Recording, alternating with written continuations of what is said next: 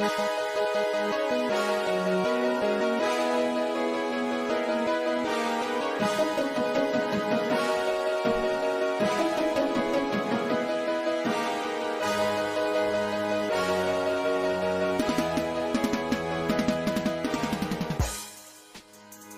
in, episode number 61, I believe is what this is. If I'm wrong, please tell me in the comments how stupid I am. But I believe this is 61. We'll be going over everything March Madness. Our brackets are more busted than your mother's face. But it is not looking good for our OG brackets. Second chance brackets are live. We'll give you our breakdown of the Elite 8 matchups we know are happening and the Sweet 16 matchups that will be happening later tonight and are happening concurrently with the recording of this episode. Joining me once again is my friend and co-host Zach Huffman on this Be Happy Friday. Zach, how are we doing on this Be Happy March Madness-filled Friday? I mean, we're happy. We're happy because we got Sweet 16 coming up. We got some Elite 8 matchups ready to go. I mean, it doesn't get better than late March. No, it doesn't. It's and the UFL right around the corner as well. I think the games kick off either this weekend or next weekend for the UFL. So because we're sickos. I mean, absolute the sickos. Football content doesn't stop here. Okay, I don't care what people say. It's football time here in March. Let's just kind of, I wouldn't say recap March Madness, but kind of give me kind of your highlights of what you saw in the first weekend. I know those first 4 days are kind of the best days, I would think, for college basketball. Some of the most iconic stuff happens in those first couple days. Kind of give me what you were watching, what you were looking at. Oh my gosh, I've got things happening. I've got things covering the screen here. There we go. No. We're back. There we go. We're back. I forgot to move my window over, so I'm over here just, putting UFL stuff just right over our faces, as it should be. More attractive is UFL stuff than anything else I'm going to be researching. So yeah, go ahead and give us kind of what you enjoyed watching those first 4 days. Well, I mean, we gotta talk about Golke. I mean, Jack Golke went crazy that first game. I was a little disappointed, in the round of 32 game. Expected a little bit more there, but what are you gonna do? What are you gonna do? Oakland just barely losing to NC State there, sits by 6 points. So impressive considering what NC State's doing right now, leading Marquette 26-19. Another couple things I was surprised by. I was surprised that Colorado didn't come out with the win against Marquette. I was kind of riding with Cody Williams there, but now he's sitting courtside at Thunder games, schmoozing with the execs. So hopefully we can get him over in OKC. And then, I'm looking at Yale, right? And I'm like, Yale, they beat my second bracket had Auburn winning it all because I'm an idiot. And Yale just comes in and doesn't beat the crap out of them, but by 4 and 13 seed standards, beats them by 2. Yeah. Huge upset. And then Yale just goes out there and lays an egg against San Diego State, and I'm like, what's going on? So that wasn't great. And then obviously San Diego's. Oh, it's kind of like a trail. If you look at the bracket, Yale loses by 30 to San Diego State, and then San Diego State loses by 30 to UConn. So what I'm getting at is UConn's going to win it all By 30. by 30, and they'll probably be Illinois by 32. I mean, it's getting kind of ridiculous out here. But yeah, we had some exciting moments. And most of it's been pretty chalk so far, except for last night. If we're being honest, last night was kind of crazy with Alabama coming out with a win, Clemson coming out with a win, just completely ruining all brackets we have. Yeah. Even the second chance brackets are getting busted. I got 2 perfect ones left, and they are not looking correct. The longevity's not looking good. Or the potential's very low for a Clemson national championship on one of my brackets. Come on, Tigers. So we're riding with Brent Venables basically, because he's riding with Clemson during March. Well, I mean, can't ride with OU anymore, so yeah. But no, yeah, I mean, I think, yeah, like you said, takeaway was Golke not missing. He had 10 threes in that opening round game. Getting by their opponent and making it making March fun for that 2 hour experience. Last night he was hanging out with the Barstool Sports guys in their gambling cave, hanging out with the He's got to boys, have that job. watching some games. He was doing some shooting drills on YouTube with them, hitting some fadeaway threes over some frat bros. Always fun to see. Fun to see guys that think they can play ball get owned by a guy that actually can. Um, Oh yeah. I mean, obviously, Golke's draftability, as he stated himself, probably zero. I mean, I could see him being a G League guy. I mean, I think he could give. I mean, and to be honest, I mean, you could use somebody off the bench that could hit a couple threes, but I think he knows kind of what his future holds, and it's not probably professional basketball. But those are kind of the guys that we kind of appreciate. You know, as fans, you kind of step back and go, yes, you know, this guy had an amazing moment, but that might be his only amazing moment. When you talk about other guys that had their moments like Steph or CJ McCollum with Lehigh, you know, stuff like that. I mean, those are guys that coming into those games people knew were NBA prospects. Maybe Steph not as much, you know, because I think again you got to think about the time frame. Social media not as big back then and stuff, so it was still kind of, you know, oh, this, you know, skinny little kid from Davidson running around shooting threes, and you know, look at him now. You know, it's just, you know, it was interesting back then to have kind of those stories, but those guys actually panned out on the next level. Now you see guys that have those kind of performances and they don't usually pan out. You talk about, you know, Jimmer Fredette, talk about, you know, Golke in this situation. I mean, guys that can fill it up. And Golke wasn't really a fill it up kind of guy during the regular season for Oakland either. You look at the statistics, he was like their fourth leading scorer. So really, he was never really the guy. Townsend was kind of their guy. But he had a great game, and that was really fun to watch. You bring up Yale beating Bruce Pearl and Auburn and ruining your second chance bracket. Like you said, fantastic game there. Yale was you know, last minute shot Yale for 2 weekends in a row. You had that last second win against Brown, and then you have a last second win against Auburn. I mean, they were cardiac bulldogs there for a little bit. But really, like you said, it's been kind of chalk. The big boys have kind of been taking care of business. And I think that you kind of look back at some of these small guys that we kind of talked about. New Mexico kind of laid an egg. We thought they would do something. They ended up getting absolutely destroyed. That was kind of sad to watch because I was kind of thinking they would do well. Drake couldn't get the job done against Washington State. I thought that was kind of sad as well, but at least that game was close. It wasn't like it was, you know, Washington State barely survived. My Ducks ended up being a little bit of a surprise. The 11th seed had a good run, double overtime, just couldn't finish them off. But, you know, as a Ducks fan, I think I told you, I said, you know, we weren't supposed to be there. So I was enjoying every single minute of that game against Creighton. I thought that was a fantastic game. Yeah. And that one guy, I forget his name, starts with a C. You know it's what I'm talking about. Cuisinart. Yeah, Cuisinart. He's getting drafted. Oh, for sure. The man went crazy in those 2 games. Yeah. And you just gotta hand it to him. Someone's gonna pick him up. Yeah, I mean him and Dante Fly or whatever, they combined for 60 points that game, and I think Cuisinart played, I think, almost every single minute of that game against. Oh yeah, as he should have. I mean, we didn't have any offense other than him, and you know, it was just kind of the way it was. Yeah, you put your guys in, put your scorers in. You know, you gotta. I mean, give everything you can for March. Yeah, just ran out of gas, and to be honest, I mean, Creighton was shooting the ball so poor from 3. You know, we got really lucky with that because early on in that game, I mean, wide open threes, they were just bricking them. And normally that's money for those guys from Creighton, which is what I expect tonight against Tennessee. I think they're going to light it up. I think once you have a poor shooting night like that, it's pretty custom to run it back and have a really good shooting night because, you know, shooters shoot and, you know, you go through slumps. But, you know, we were leaving them wide open, and in that second overtime, they started to hit, and I was like, it was one of those inevitable things. Like, I knew it was going to start happening, and we just didn't have anybody except for him that could respond, and he just ran out of gas. And that's what happens when you play, you know, 50 minutes of basketball. So, you know, at that level, you're going to be exhausted. So, but overall, I mean, on a scale of 1 to 10, Zach, what do you give the first, you know, 4 days of action, the first and second rounds? Because for me, I'm just going to be honest, I give it probably a solid 7.5, maybe an 8. Yeah, I think I'm sitting around there, a little 7-8, a little 7-8 action. I mean, it's not the best for 4 days we've ever seen, but it's up there. Had some exciting moments. A lot of exciting.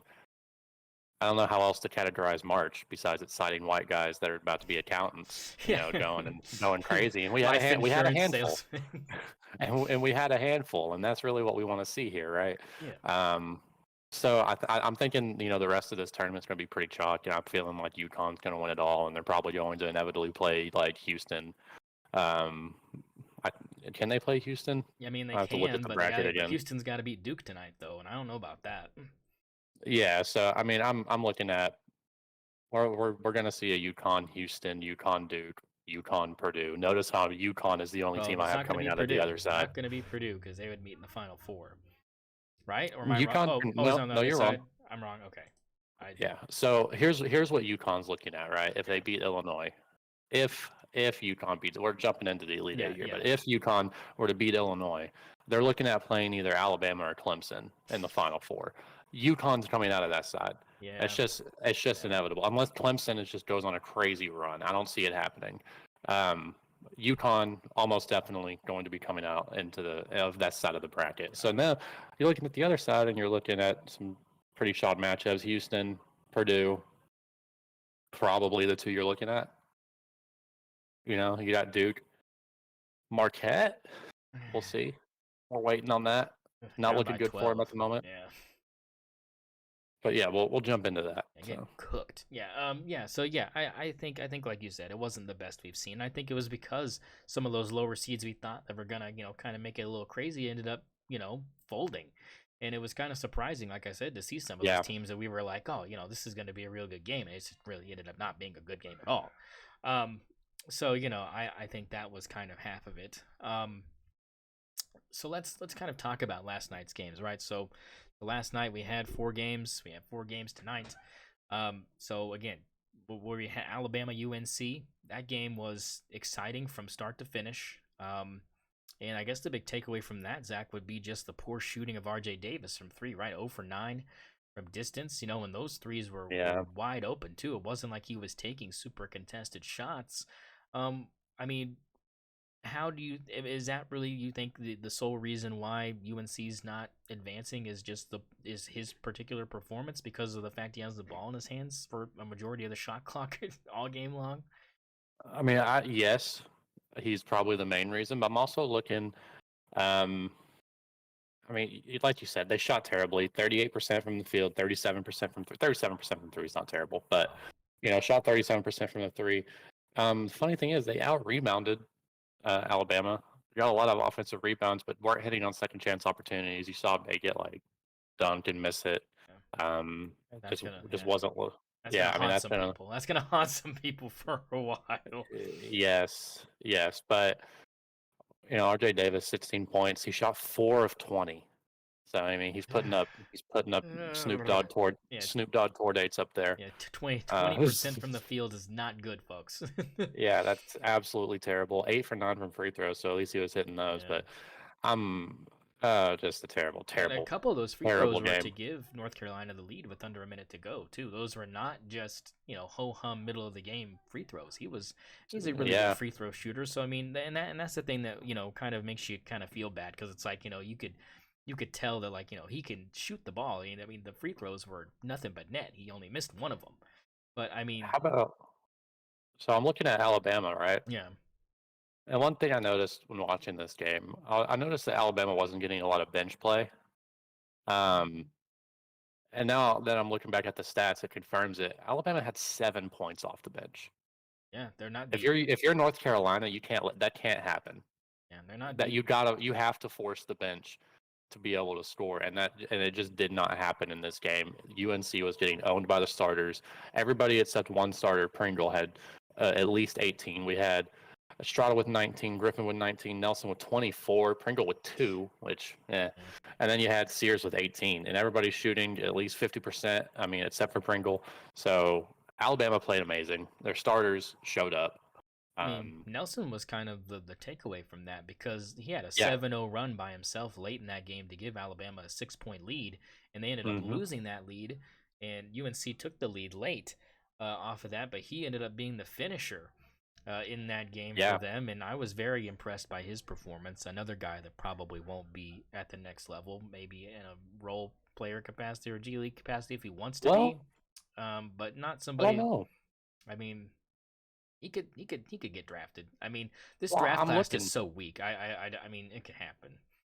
I'm just looking at his, I'm looking at him. He hit 5 blocks Yeah. against UNC. I mean, this guy's a monster inside. What He can one of score those at blocks will. was kind of funny because late that one where RJ slipped and it looked like he just absolutely demolished the ball out of bounds. I mean, my brother could have caught that ball instead of swatting it. He could have Yeah, caught that ball and that would have been game. But instead, he decided he wanted a monster spike that shit out of hey, it's bounds. about TV. It's I about mean, TV. I get it, but I mean, like, it would have been more impressive if he just would have caught that shit because they weren't gonna call the Yeah, trip because RJ was going down on his own. But that would have was, given him 13 rebounds oof, and had 12. yeah, I mean, big An time. absolute monster out there. Yes, last night. UNC just didn't have an answer for him. Nobody could match him. Uh, he got out. UNC got outplayed. Yeah. Plain and simple. And I really thought that UNC kind of missed their opportunity with getting Cormac Ryan going because he was hot in that first half. I retweeted the tweet that someone tweeted when Golke was going off that was like, tune into CBS, this white kid can't miss. Because he was like This white kid can't yeah, he miss. was like 4 for 4 from three and was just jacking it. And then the second half he just went completely quiet. What was his end line? Who's Golkie's? Cormac Ryan. Oh, Cormac Ryan. Let's see. I'll take a look for you. Wait. Come on, come on, come on, come on. He ended up with 17 points, 5 of 10 shooting 50%, 5 of 8 from 3 shooting. What is that, like 60 something percent? Yeah. 5 rebounds, 1 assist, I mean, I just feel like they could have 2 steals. like if And that's anybody the thing about UNC. They were getting steals. They were getting Oh yeah. turnovers. Oh I yeah. mean, they had 8 steals from their starting lineup alone. They just couldn't convert. Oh, it was rough. And then as we transition into this Clemson game, Clemson taking on, you know, very tough opponent. What was kind of your takeaway from that? Because I really thought that it was more about, again, uh, just Arizona not shooting the ball well. Caleb Love trying to play hero ball, for Arizona, trying to be that guy, and he just wasn't having a good night. But no one else was shooting the ball well from distance either for Arizona. They were just, Creighton levels of poor shooting from distance. And I'm referencing Creighton from the Oregon game, but I mean, like, they weren't shooting the ball well as a team. Ballo seemed to be the only guy that could really put the ball in the hole. I mean, am I hitting the nail on the head here, or is there something else I'm missing here? I mean, yeah, I think the only thing you really can take away from this game is Arizona shooting 17% from 3, So right? bad. It's so That's bad. so bad. They shot 5 of 28. Oh my gosh. Yeah, and this 5 of yeah. 28. I mean, they just played like absolute garbage. There's no other way to put it. You look at Caleb Love, he had 5 for 18, absolute garbage. 0 of 9 from 3. Yeah. 0 of 9. Who let him shoot 9 threes? Who let that happen? Yeah, there's no other way to put it. Arizona should have won this game, and they shot themselves out of it. Yeah, fuck you, Arizona. My bracket's cooked because you decided. I mean, it was just amazing to see just the lack of the ability to shoot from the outside. Again, like you said, a team that averages 24 threes a game as far as shooting them, not making them, but averages shooting 24 threes a game. I think they average making about 10 or 11 a game. Yeah. They only got what you said, 2. They went 5 for 28. Okay, 5. Okay, Great. so I mean, yeah, it's still. I mean, and the It was thing absolute trash. and you look at the final score. If 2 or 3 of those go in, I mean, this is a completely different ball game. I Especially mean, you let one of those go in, you have yeah, more momentum just because because of how late, bad they were shooting. You let Caleb Love get one of those threes, he yeah. probably gets a little bit of confidence and doesn't.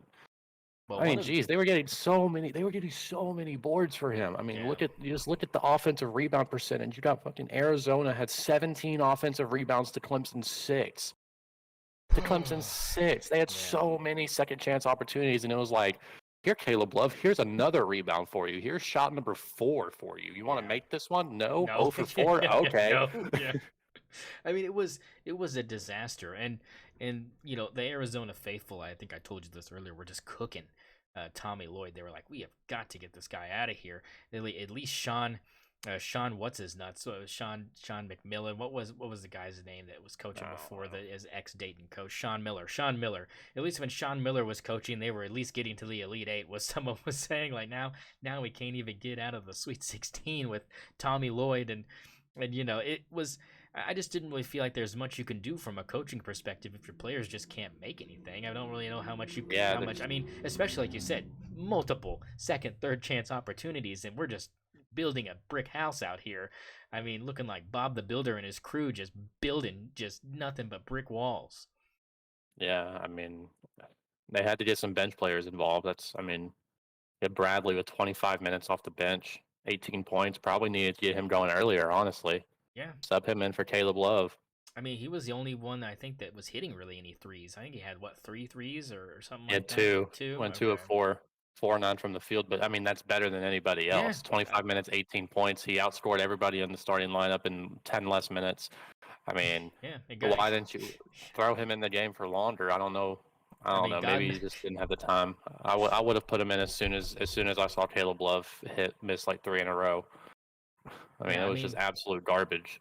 yeah, I mean, God knows that San Diego State was missing Bradley because, I mean, boy, they couldn't find the bucket at all. I want to talk about that game for a minute here. Yeah, UConn wins that game by 30.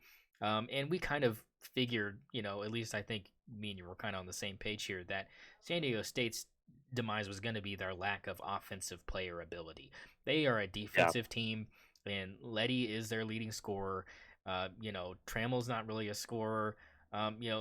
Waters is okay, but I mean, they I don't. needed Butler to show up today. Yeah, they They needed needed Lamont Butler. Butler to show up, and he And didn't. he went 2 of 7, 0 for 2 from 3, Yeah, 27 minutes, 7 points. And here's the thing about San Diego State: the reason that they went so far last year is because of him. yeah. It's because, well, not because of Well, him, but it's because that Butler provided a spark that they didn't have during the regular season, and they didn't have that during this regular season either. And I think they were kind of relying on that to happen again. A little well, playoff Butler action, and it just didn't happen. yeah, and no Bradley either. I mean, Bradley used to play Yeah, for them, so I mean, last year that was a huge transfer to Arizona that Arizona snagged.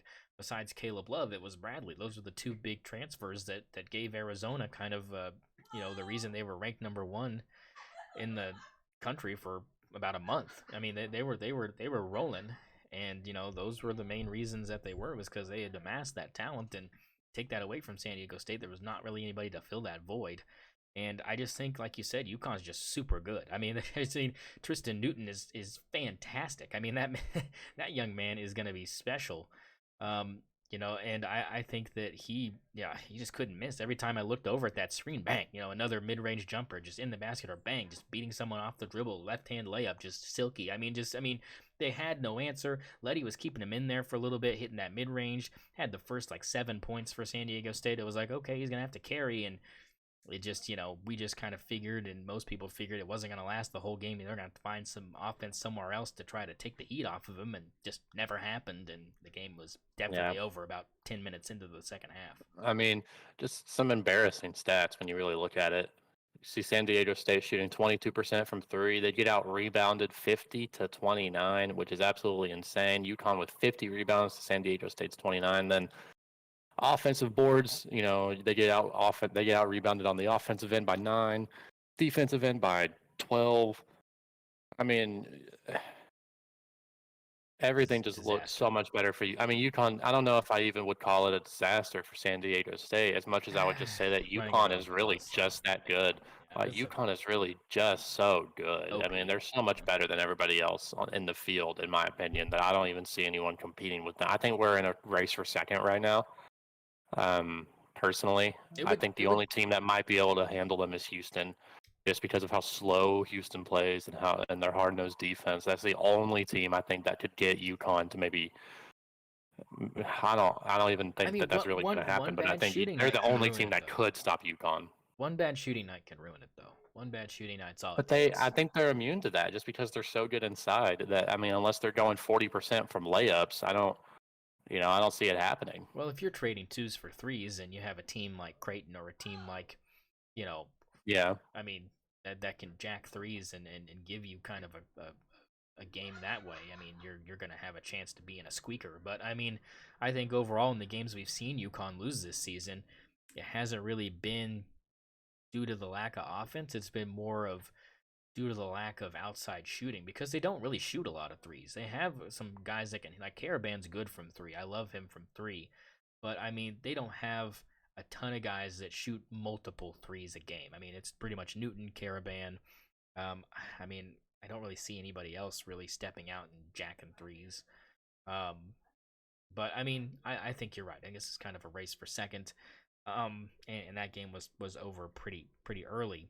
Um, But now that we said that, though, Clemson's going to beat UConn in the elite yeah, in the Final Four. I mean, yeah. Oh, Final Four, yeah. uh, unless Illinois can pull something off, and I don't think that's going to happen. But should we move on to Illinois, Iowa Yeah, State? so Illinois, Iowa State. So this game you had to ask me about because I think you said what you Yeah, I didn't catch this one. yeah. So I'll I'm give looking you at the stats right now, and I'm really confused because I know Shannon Jr. went crazy, um, but the website has a Shannon Jr. and then like Terrence Shannon Jr. and Terrence Shannon, and they're listed as the same well number combine with different those. with different stats, which is really weird because if I combine them, and I mean, tell me if I'm wrong here.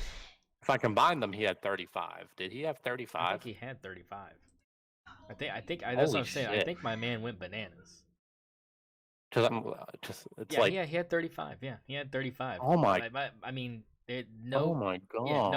no answer for it. And the thing is he had 35, and Iowa State still chipped away at this double-digit lead that Illinois had built. And about with like 6 or 7 minutes left in the second half, Iowa State had cut it down to 3. And My right on the other God. side, Goody hit a 3 to answer, and the lead was back up to 6. And Iowa State was like, okay, what do we do? And then, late they had a chance. They were down 4 with I think under 40 seconds to go, and just a lazy pass from one wing to the other, and Shannon jumped it like a defensive back and just went down and slammed that bitch home, and that was it. There was no chance. And I think when it came to Iowa State, we said this when we did our original, when our last week's episode was they go as far as their offense can take them. And this was a Yeah. game where they couldn't really find any consistent offense from anybody, and it was the Stepped end. off the bench. Yeah, the Who bench is was this? fine. The starters were Who is this trash. guy? Who is this? I don't know who this guy is. Number 5, C. Jones, off the bench, had 28 minutes, 26 points. I mean, went absolutely crazy off the bench. Curtis Jones, I think. I think that's Curtis Jones, number 5. I mean, sheesh. They must have had a pretty rough night if they had to rely on the bench that heavily. So shout out who I guess is Curtis Jones, for playing amazing off the bench there. yeah. Wasn't enough. Wasn't enough. I believe that is Curtis Jones you are talking about. I think during the regular season, yes, Curtis Jones. He averaged only 11 points a game, so this was a big step up for him. But he's one of their top 3-point shooters. He shoots 35% from three. Lipsy is their top 3-point shooter and second leading scorer, and Gilbert is their leading scorer, and they did not play very well at all. No, they did not. They are not looking like the leading scorers. Give this man Curtis Jones a starting job. Yeah. So I mean, that was kind of the way this game went. I mean, it wasn't. Brad Underwood, former Oklahoma State head coach, that they decided not to pay after his contract was up. I guess he was asking for a number they couldn't because of the terrible contract that OSU had given Travis Ford previously. I think Travis Ford kind of drained the athletic department's assets as far as the allotment that they had decided for a head coaching job for their basketball team. And you look at him now in Illinois, and he's been doing an okay job, and a fantastic win for them last night. And we'll see if they can keep this little streak going, because they kind of go as Shannon takes them, and Goody's okay, and that's kind of where they're at offensively. Well, I'm gonna tell you right now that Shannon's gonna take them as far as the Elite Eight because there is. I'm saying this. It's probably gonna be wrong after I say it. There's no chance that UConn loses in the Elite Eight. I'm giving it a 0% chance that UConn loses. I'm giving it a 0% chance that Illinois can beat them. I'm gonna let anyone that watches this please bet on UConn, and if you lose, I'll foot the bill because they should win by at least 20. Honestly, yeah. I mean, it would be the biggest shock of the tournament if UConn went home before the Final Four. I mean, even in the Final Four, I mean, it would kind of be shocking considering the level that they're playing at. But I mean, it would really be shocking if Illinois was able to pull that off. I mean, Shannon might have to go for 50. I mean, he might have to go for 50, and UConn's going to have to shoot like 35% from every single aspect of the court in order to give Illinois a chance in this one. Just because of the kind of buzzsaw that I think UConn is whirring in the background. Um, so as we kind of transition here to the Elite Eight, go ahead and kind of give us your preview of the matchups we know. Obviously, we know the UConn Illinois matchup. Kind of give us your breakdown of the other one. We've got the Alabama Clemson matchup that's been feeding Ooh, families in the football department for years. Now we yeah. got a basketball showdown between these two teams, and I'm gonna be honest. I think it's going to be a really close ball game. I mean, it should be. I mean, I don't think anyone expected either of these teams to be here. Is one thing. I did. Maybe Alabama. Yeah, only Alabama. There we But go. but this was as far Only as I had. Alabama. This was as far as I had them going though. It doesn't go Yeah, past this point. But I had them it beating North shouldn't. Carolina, but I didn't have anything past this for them. So Well, here's the thing. You probably had them losing to I Arizona, but did. now that's Yeah. not Yeah. Arizona. We No. got Clemson over Yeah. here. It's a whole Yeah. different question. Yeah. Alabama could very easily be in Oh the yeah. Final Oh, Four this year. 100%. I mean, one of these teams is going to be in the Final Four. I don't know how Yeah. else. I mean, Yeah. Which that's just is mathematically what's going to happen. it's So, crazy. It's crazy that one of these yeah, teams is going to be in the Final Four. It's like, oh, we're a basketball school now. You know. yeah. I guess Nick Saban retires and Alabama decides to pivot. Yeah. Yeah. Well, We're fair enough. moving. Fair enough. Uh, we're moving over to a basketball school. Hey, fine by me as an SEC entry coming up, but I probably have Alabama I mean, I'll be winning this seated. game. I'll be glued. I'll be I'll be glued. seated, and I'm I'll thinking be I'm glued. thinking Alabama. Alabama should win this one. That's Yeah. kind of how I'm feeling about it. Clemson played so well against Arizona, though. No, and you I have to understand that Alabama's one of the top scoring teams in the country. I think they yeah, like averaged they over actually kind of belong 80, here. like 80 points a game or something like that. Like ridiculous offense. No defense. They don't play defense, but I mean, But they play so fast on oh offense, yeah, and like it's that could be a yeah. problem for Clemson. Oh, 100%. Because that was what I'll tell happened. you what. When we get to this Final Four matchup, and what I'm thinking is going to happen is a UConn Alabama matchup Most here, likely. right? Yeah, most likely. I'll be seated for that because I'm interested in how UConn's going to handle the fast offense of Alabama. Yeah. I mean, they're not as fast as Alabama is, but obviously UConn's so much more just disciplined and Yeah. I but mean, I mean, coaching, everything. It's just so yeah. much better over there at UConn. But Alabama coming in, possibly getting a crazy little run going against UConn with just how fast they are. If they hit shots, this could be interesting. Yeah. But yeah, I think Alabama should beat Clemson here. I don't see. Well, I don't know. I mean, It's yeah, so tough I because mean, Clemson. I really didn't think Clemson was going to even beat Baylor. no. I really didn't think Yeah. Clemson was even going to beat New Mexico. Yeah, So it's kind of like. exactly. So I'm sitting here and I'm like, maybe Clemson's just better than I think. And here's the thing: they're just hovering here around Oh, the 75 mark Mhm. on their scores for the tournament. They went 77, 72, 77, Oh my right? God. And then you look at Alabama. Alabama went 109, 72 against Grand Canyon. Interesting. And then 89 against North Carolina. Alabama's going to have an offensive advantage. It's all about whether or not Clemson can contain it, and if Alabama shoots well.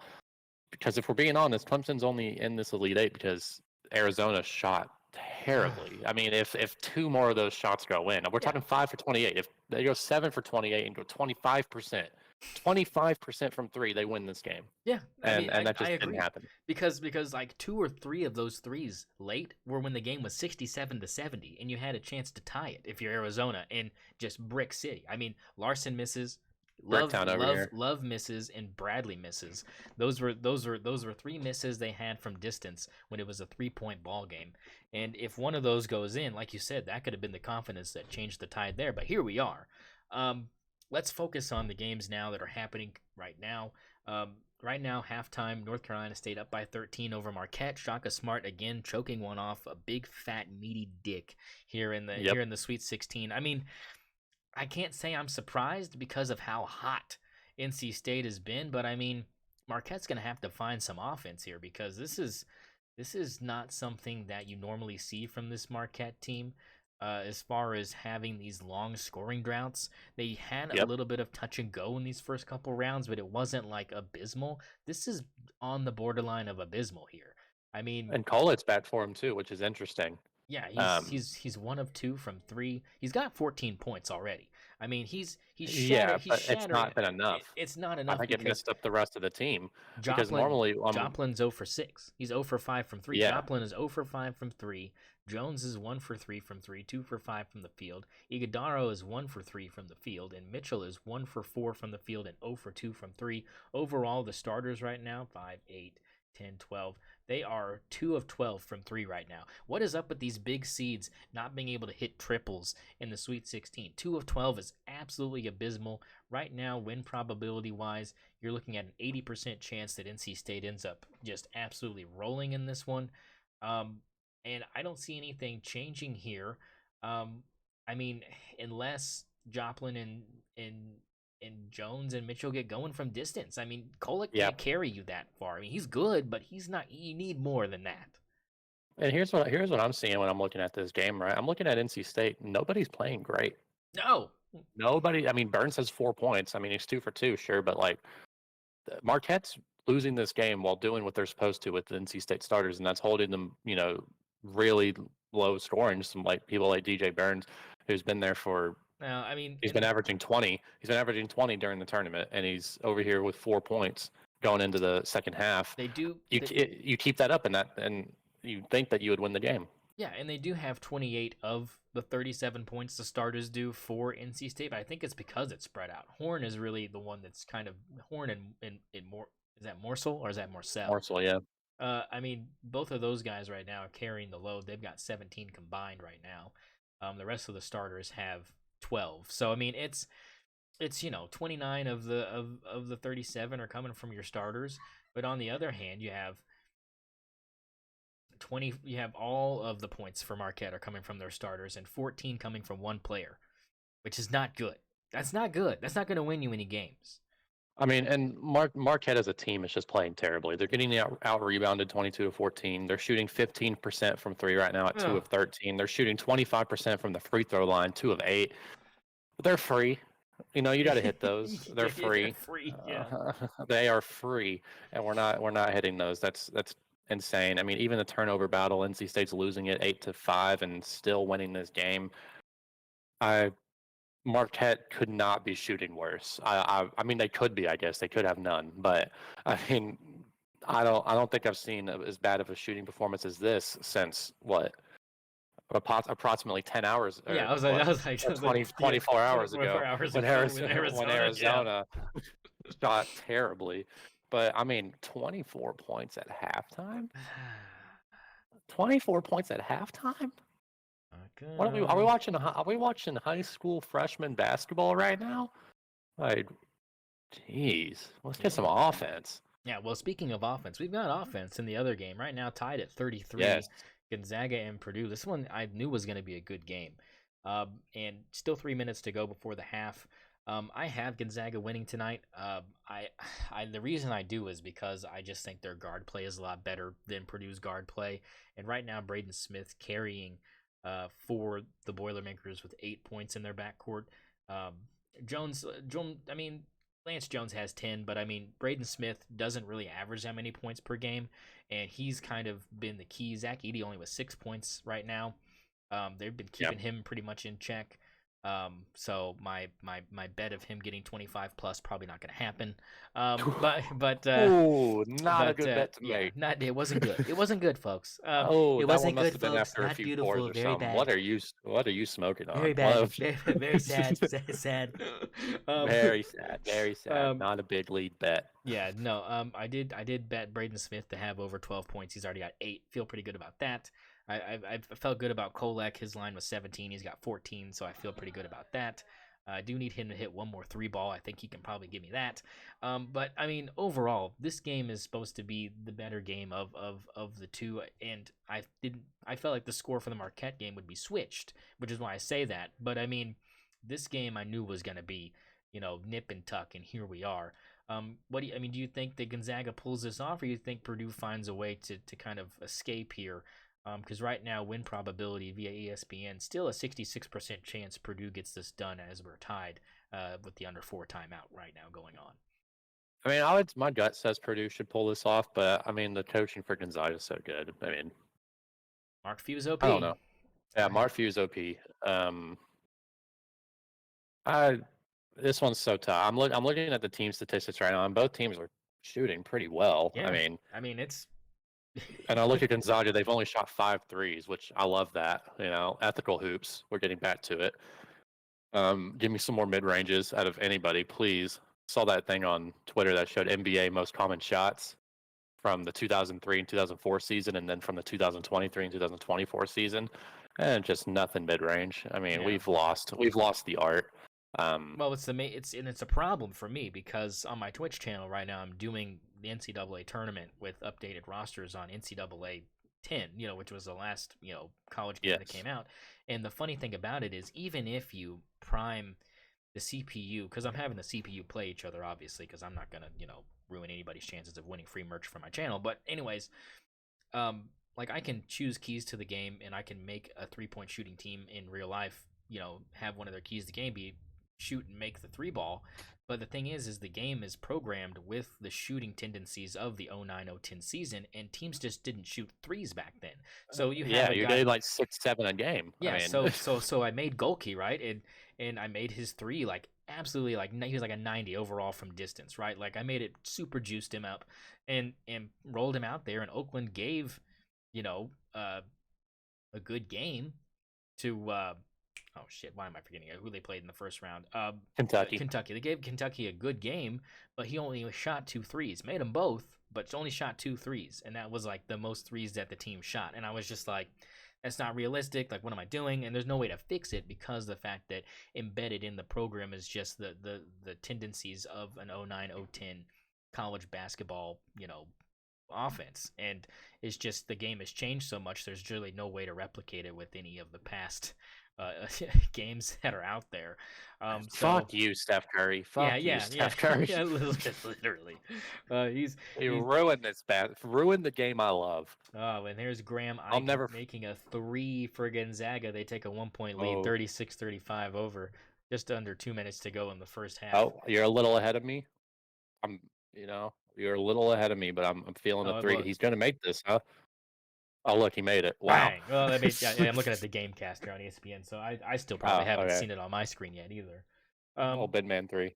Yeah, but I mean, but I think that's kind of you're right. It is shifted from mid range not existing to the 3 being kind of the hot commodity, and that is kind of like you said, changed the face of kind of basketball as a whole. Zach Edey, terrible. Oh man, he just traveled there. He just traveled there. I mean, G League guy. Well, calm down, calm down. This is how Jokic fell to the second round. Yeah, no, hey, you're right. If someone drafts Zach Edey in the middle of a Taco Bell commercial, we know that he's going to be an MVP candidate. Lisa Nagaib. It is written. But as we advance to these other games tonight, right? So we kind of think that you think Purdue's probably going to pull this one out. NC State right now looks like they're just going to roll. I don't know if they can keep if they can keep the Marquette under wraps right now. Then yeah, that one's cooked. But I think Marquette is going to have a little bit of a run here out of the second half. Seems pretty typical of them to bounce back after a bad half. So they should cut into that lead, at least make it single digits probably early on there in the second half, and kind of give NC State a little bit of a scare unless NC State just continues to just dominate. So, well, they're dominating right now to start the second half. Yeah. So Marquette can't get a bucket to save their life. Oh my gosh, yeah. Marquette is getting every board possible. They just had 3 shots on that possession and missed all 3. Well, it's over. Yeah. So it's over. It's got to be over. Yeah. So NC congratulations, State NC State. To who how about that Wolfpack? Yeah. How about that Wolfpack? The ghost of Jim Valvano pushing the Wolfpack to their destiny. But as we transition into the evening games here, Duke and Houston, I have Houston falling here to the Blue Devils just because of the way they played against A&M. I didn't really give me a lot of confidence. But again, this team with Houston's been hot and cold kind of all season. I mean, as you look at their Big 12 play, they've had games where they haven't shot the ball very well, and then had the next game be, super good, which is, you look at that OU game, and OU, gave them kind of a little bit of a game. They did not shoot the ball well that night, and that's how they found themselves in that predicament. I feel like the length of Duke is going to kind of give these guards kind of a problem because they carry this team, Zach, and I think that's kind of where we're at. Is if the guard play is going to be diminished due to the length of these tall guards that Duke has, they could be in for a long night. And Duke is not a bad team; they just have a bad record because I think you look at injuries and you look at just the consistency of the ACC and just kind of the builds of some of these teams, because the ACC was by no means a good conference as a whole this year. But I think that just the player makeup of rosters in that conference is length, and you look at NC State, kind of what they're doing, it's kind of the same thing. So I think that could really give this Big 12 team in Houston a problem because it's given all the rest of the Big 12 teams problems. Yeah, I agree, but I want to brag on myself and say when we were doing the round of 64 preview here, I told you that Duke was going to go far because of one man, Jared McCain, and have I been right? That man dropped 30 last matchup. I got and the over 14.5 tonight. Let's go, baby. He's gonna hit it. He has to hit that over if they're gonna win. And I'm telling you right now, I have Jared McCain having a big game.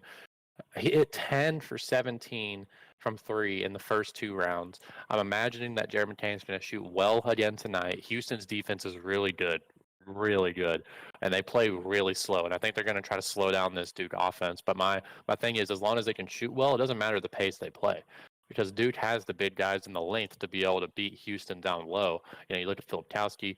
I don't see them having any problems. I think Duke takes care of this, and I think Duke takes care of it by about 15 points. I mean, and that's because I'm agreeing with you. I think Houston looked terrible against A&M. They did, and just an update. Zach Edey has 11 here, close to halftime. I'm feeling pretty good about the 25.5. Okay, just give me 15 more in the second half. We're good. I mean, he could make it. He could hit it. Okay. Could make it. I mean, could make it. It looks a lot better. Five unanswered looks a lot better. So I. Oh, I'm sorry. What? I'm watching the Thunder game on stream. Oh yeah. How's that going? Because it's time to transition into Creighton, Tennessee. Creighton, Tennessee. I think this game is also one that I will be paying attention to. Dalton Knecht, obviously, one to watch. But I think Creighton has, again, super good length as far as really tall inside, and has pretty decently tall guards. But the thing about Creighton is they have no depth. But the reason that's okay is because they don't foul. But if Tennessee can get this team into foul trouble, that's where Creighton's gonna have a problem, because their second unit is bad. Yeah, I mean, I think I have to agree with that. Do I have Tennessee? That's the question. I think I have Tennessee. They don't shoot well. They play great defense. They're so much more physical than Creighton. I think if Creighton doesn't shoot at least 50% from 3, then Tennessee wins this game. I probably pick Tennessee. I'm sorry. The Streamy chat is calling Josh Giddey P. Giddy and then Josh Diddy. I had it when he got out the Thunder tweeted out him like when they were playing. Who did they play last? Not the Milwaukee game, but the one after. We lost to the Rockets. Yeah, that was a tough one. Jalen Green cooked us. They showed him getting out of his car to with his outfit on, and he was giving Matthew McConaughey from That's What I Like About High School Girls. I thought about posting it, decided to retract it, but I was like it was giving the leather jacket and the jeans. I was like, he looks like he's ready to pick up a high school girl. Like he looks Chris like Collinsworth. Yeah, Chris Collinsworth video where he's like, I like him, young guy. Yeah. I mean, that poor man. He didn't do anything wrong, and people just cooked his ass, and he'll never overcome that. It's so sad because it's like nothing happened. Like, it's okay. Like, it's just like, I mean, it just blew over. Once the allegations are out there, it's over. Yeah, once those allegations come out, there is like no saving your reputation, even if it's untrue. So, I don't know. The NBA still brings out Karl Malone. I mean, but now Karl Malone and Josh Giddey are put in the same sentence a lot. You know what? If Josh Giddey ends up becoming the third all-time scorer now, I'll be happy with it.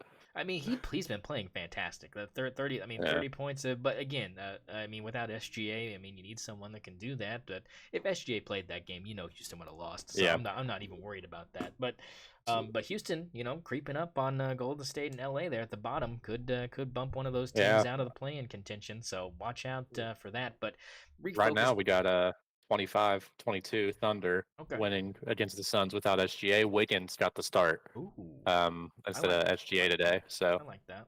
I like that because he did save basketball, if you weren't aware. Hmm.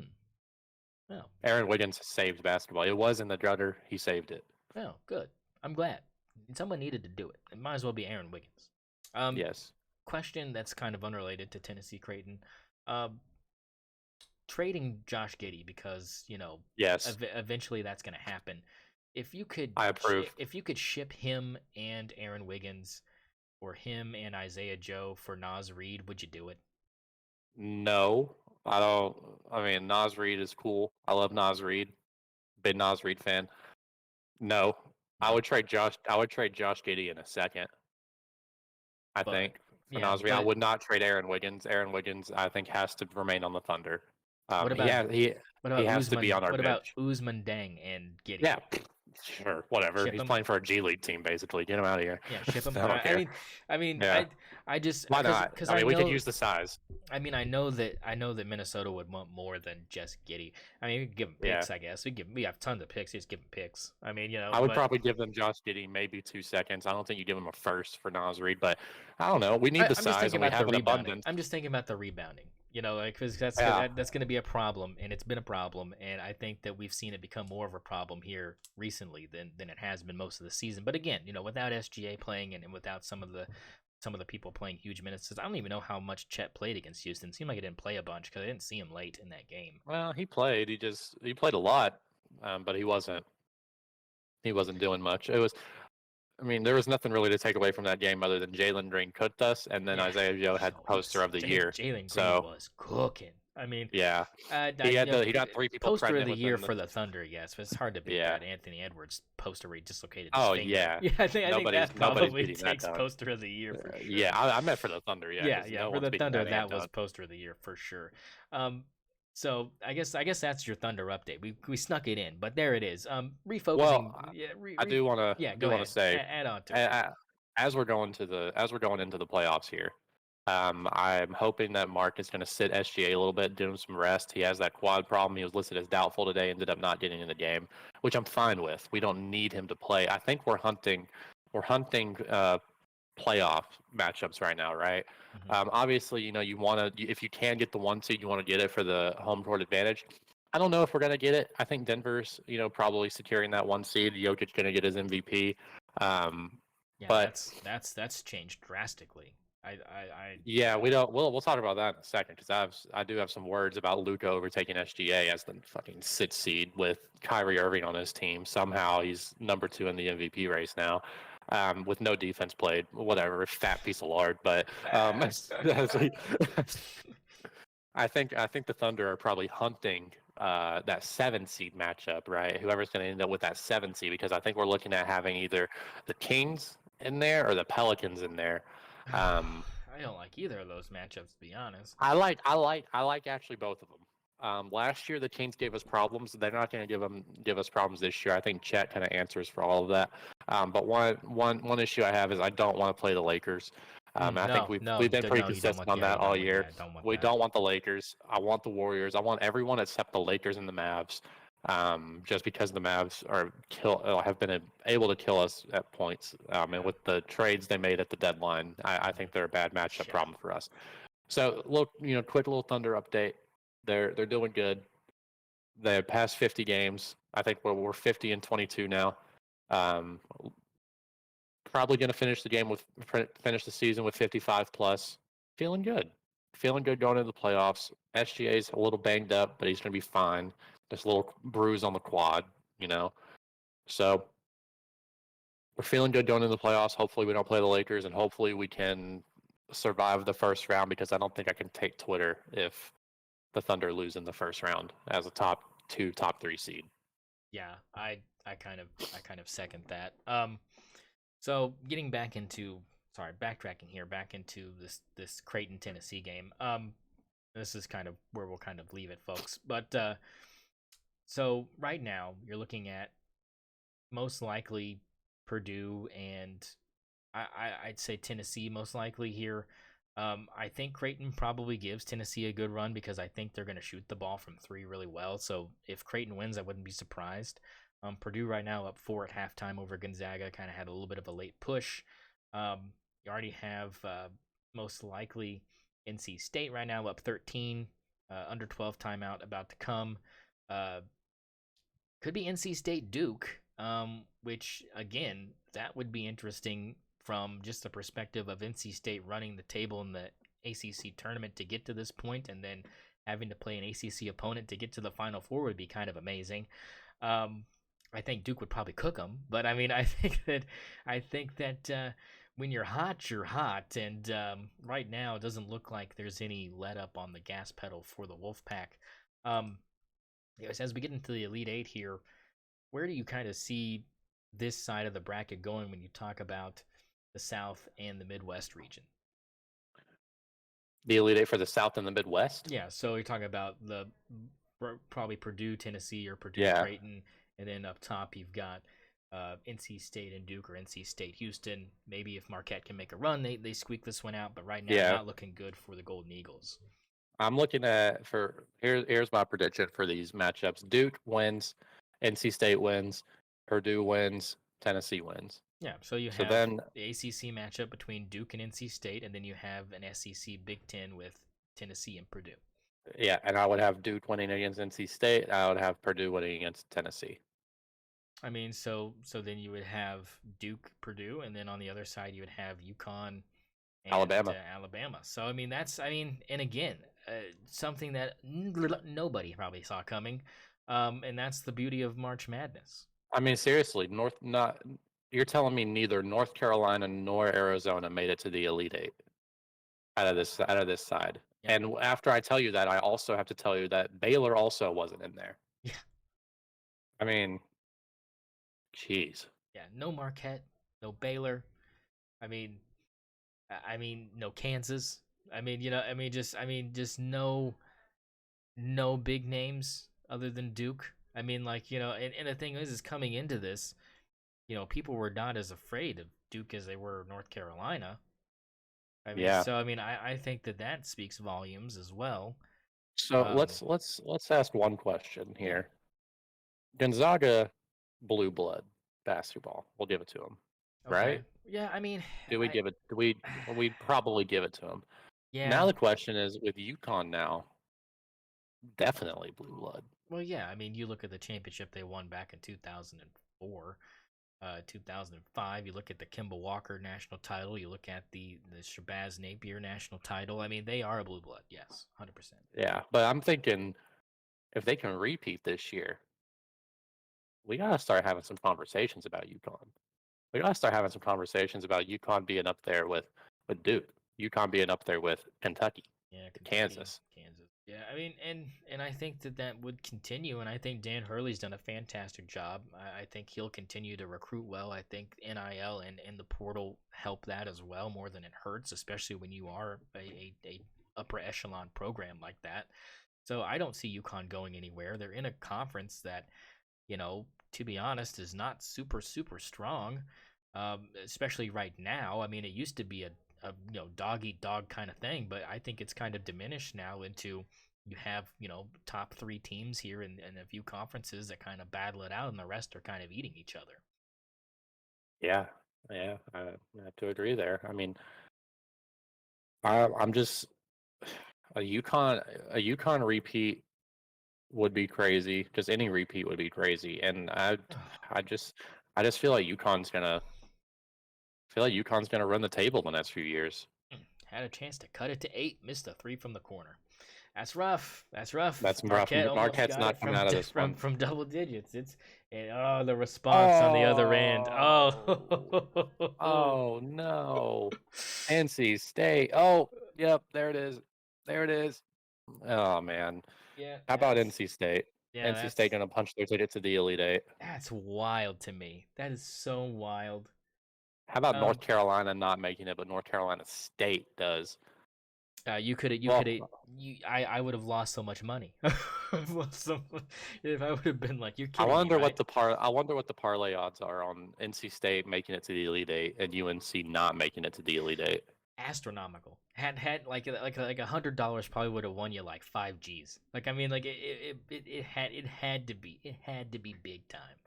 I mean, like Yeah. there's no way. Like it's just and that's the beauty. That's the beauty. And we kind of said this in the round of 64. We were like, this is just kind of college basketball right now. There's not really a one seed that I feel like other than UConn that's super dominant. And So yeah, I agree with that. UConn's gonna come out here and win. Before we get out of here, yeah, I did want to brag on my 5-leg parlay that hit the other day. yeah, give it up. Brother Green 'em up, baby. got a little Green four bean over times, here. got a little 4x on Prize Picks. That's I right, hit baby. I hit every single one of these. Jack Goldkey scored 22 against NC State. The line was 9. It was free money. That is free. Uh, That and then is Tyson free. Walker, the over under was 16.5. I hit the over. I hit the over on all these because I was confident we were getting buckets, right? So Tyson Walker hit 24 on that line of 16. Bakett hit 13. That line was 9.5. Curtis Jones, I bet on him to hit over 7.5. He gave me 14 off the bench. I mean, I'm over here just cooking, right? And then I Cooking. had Miles Rice. Miles Rice against Iowa State playing for Washington State. I had him scoring over 9.5. He hit 13. I'm a That's right, bucket. baby. That's right. I'm a walking bucket. That's Listen to right. me. I know what I'm doing. That's right. Start posting them. I'm gonna start Start. posting them. Oh, Anyways, I'm just saying you will get a parlay out of me for this Elite Eight. yeah. No, it's You're gonna gonna happen. And once Saturday, Sunday. You're about yeah, to see we'll some shit. and I'll post it on the Twitter. We'll get some traction here for Ride with me, boys. Ride with me. yeah. And we'll have I'll even tag free sport bets US who retweets everybody. We'll retweet it up. Um, but yeah, so that kind of does it for us. I mean, this is kind of where we're at. We'll kind of rehash this next week and then get you guys set for the final four. We'll give you everything you need to know going into this thing. Um, and right now I'm feeling pretty good about my Duke Gonzaga Creighton parlay I've got going on here. At plus 1,400 odds here, we have big coins, in the Thrills app. If you aren't on Here we go. Thrills, Here we go. get on Thrills. They give you 100 coins every 2 hours. Login bonuses are in the 4 digits. It's mobile only, which is upsetting. But they're based out of Colorado. The dogs know what's up, so I mean, we're out here doing stuff. But that's gonna kind of do it for this episode. Good episode, and the dogs are all about it. Whoa. Yeah, we I got like some the thunder out there. we got the thunder in the house. The dogs are barking thunder in the house. Give us a quick thunder score update before we get out of here. Oh man, it just cut away. I think it was 38 to 36. Okay, I'll believe it. No, I'm pulling it up. Don't worry. Whoa, I'm behind. This stream is lagging. Lagging. It is 45 to 38 Thunder with All 8 right. minutes left in the second. All right, up by 8 minutes to go in the second. And real quick, just yeah. to give everybody a little update, Chet with 8, Aaron Woodard with 5, J-Dub with 4, Josh Diddy with 6, Isaiah Joe with 8, Kason Wallace with 7. We got some boys out here cooking. Okay. Spread out Right. offense. SGA's out. Everybody's got to cook. So we're out here. All right. Well, we'll see you next week. Keep stick on the ice, and we'll be back to give you a breakdown of Elite Eight Final Four stuff. So we'll catch you next time.